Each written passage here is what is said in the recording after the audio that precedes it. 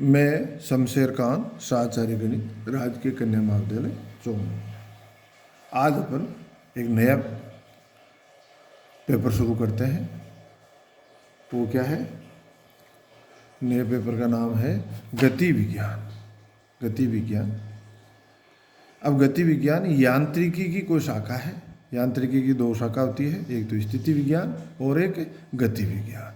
तो सबसे पहले तो यांत्रिकी किसे कहते हैं?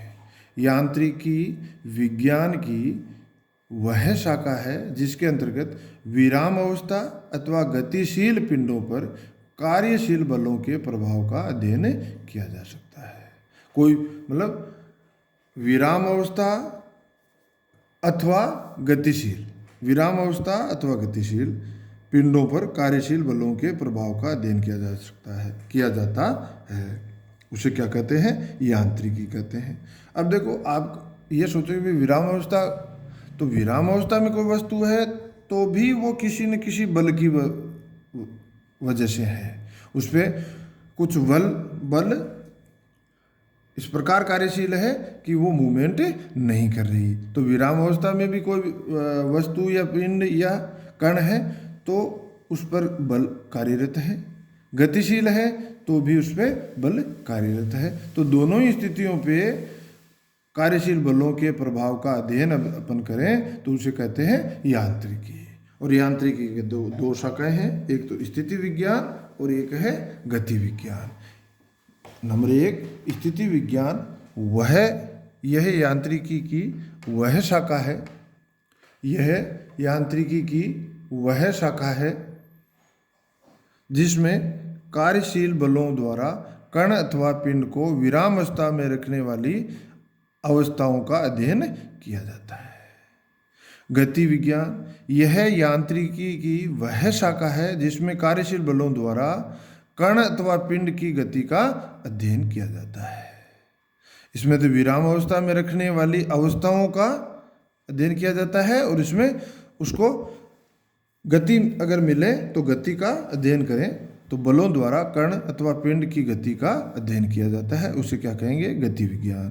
अब गति विज्ञान के भी दो भाग हैं, शुद्ध गति की और बल गति की। शुद्ध गति की यह गति विज्ञान की वह शाखा है जिसमें पिंडों की गति का केवल ज्यामितीय अध्ययन किया जाता है। गति उत्पादक बलों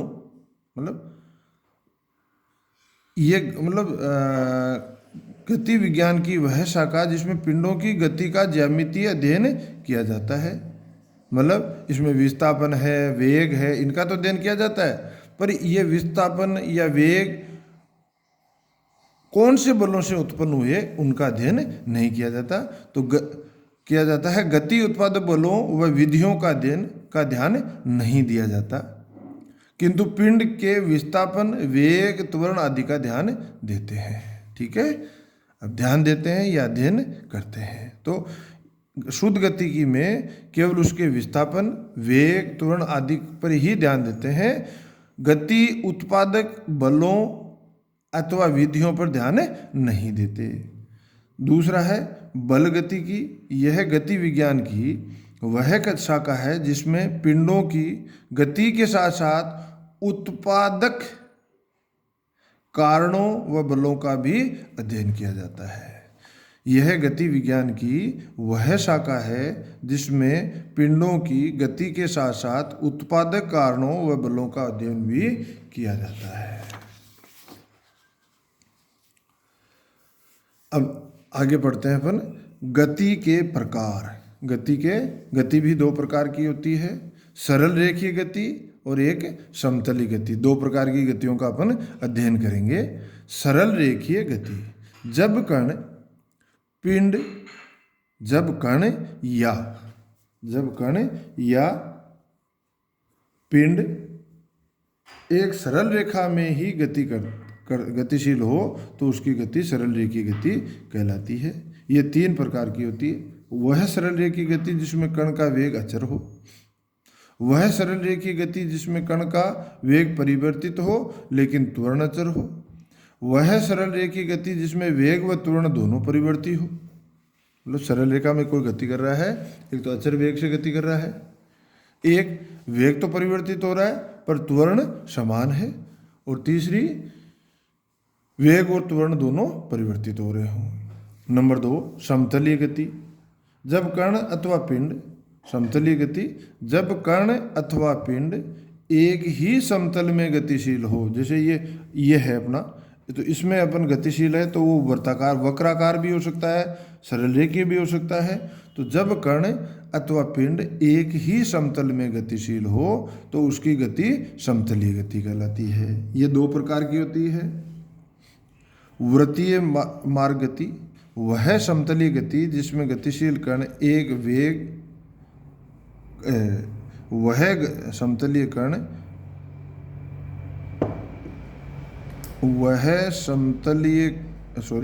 वृत्तीय गति वह समतलीय गति जिसमें गतिशील कण का वेग एक समान तथा स्पर्शरेखा के अनुदिश हो तथा त्वरण अभिलंब के अनुदिश हो।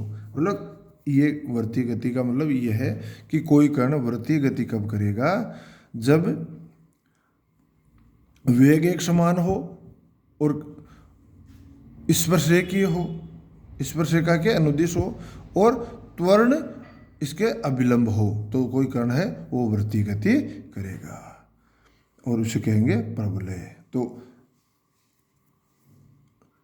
एक समान वेग एक समान तथा स्पर्शरेखा के अनुदिश हो, त्वरण अभिलंब के अनुदिश हो तो गति को वृत्तीय गति करेंगे, और कण क्या वृत्त के अनुदिश से गति करेगा, उसका पथ क्या होगा, वृत्ताकार होगा। दूसरा, परवलयीय पथ पर गति वह समतलीय गति जिसमें पथ के प्रत्येक बिंदु पर गतिशील कण के त्वरण का परिमाण व दिशा स्थिर रहे।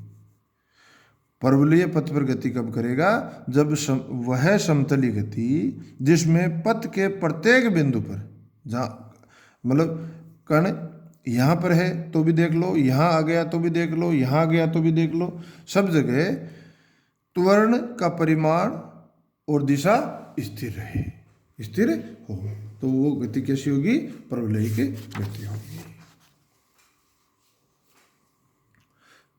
अब अपन देखते हैं आगे के कुछ टॉपिक देखते हैं। साधारण है, चाल किसे कहेंगे, चाल अपने पढ़ रखा है, चाल इक्वल टू दूरी बटा समय। ये एक अदिश राशि होती है, इसमें चली गई दूरी बटा समय।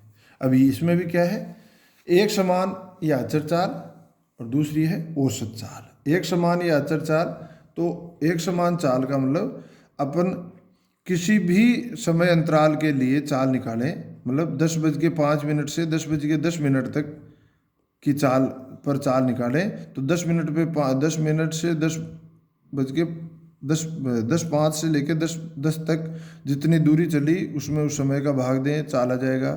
फिर अपन 10:20 से 10:25 मतलब समय अंतराल है, 10:25 से 10:30 के बीच में जो दूरी चली उसमें समय का भाग देंगे, वो चाल। तो ये किसी भी समय अंतराल में यदि अपन किसी कण की चाल ज्ञात करें और वह समान रहे, प्रत्येक अंतराल में समान रहे, तो उसे क्या कहेंगे, एक समान या अचर चाल। यदि कोई कण या पिंड अपने पथ पर समान समय के अंतराल में समान दूरियां तय करे तो यह कण की समान चाल कहलाती है। मतलब इस पर 10:05 से 10:10 के बीच में जो 5 मिनट है उसमें जो दूरी तय करी उतनी ही दूरी उस अगले 5 मिनट मतलब 10:25 से 10:30 तक ये 5 मिनट है इसमें दूरी तय की, ये दूरियां यदि समान हो तो वो कण की चाल क्या कहलाएगी, समान चाल कहलाती है। ठीक है। औसत चाल, औसत चाल में अपन जहाँ से इसने गति करना शुरू किया, चलना शुरू किया और अंतिम बिंदु पर पहुँचा, तो वो पूरी की पूरी दूरी बटा पूरा समय। तो औसत चाल इज इक्वल टू कुल समय, कुल तय की गई दूरी बटा कुल दूरी तक, कुल दूरी तय करने में लगा समय। कुल तय की गई दूरी बटा कुल दूरी तय करने में लगा समय, यह है औसत चाल। अब है विस्थापन। किसी कण का विस्थापन उसकी स्थिति में परिवर्तन होता है। स्थिति यहाँ से यहाँ तक। पहले इसका प्रारंभिक स्थिति ये थी, ये अंतिम स्थिति है। तो प्रारंभिक स्थिति और अंतिम स्थिति में जो दूरी इसने तय की वो होता है विस्थापन। और विस्थापन क्या होता है? एक सदिश राशि होता है। ये आपने पढ़ रखा है, 12th में आ रखा है। तो किसी कण का विस्थापन उसकी स्थिति में परिवर्तन होता है, यह एक सदिश राशि है। वेग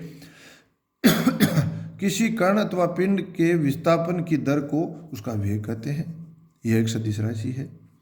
एक समान या अचर वेग, यदि कोई कण या पिंड सदा एक ही दिशा में चले तथा उस दिशा में उसके चलने की दर अपरिवर्तित रहे। तो यहाँ देखो, चाल में एक समान में और वेग में एक समान में अंतर क्या है? इसमें दिशा का भी ज्ञान होना चाहिए, वो दिशा भी समान रहनी चाहिए। तो एक समान वेग से चले तो उसे कब होगा कि वह उस एक ही दिशा में चले और उस दिशा में उसके चलने की दर समान हो।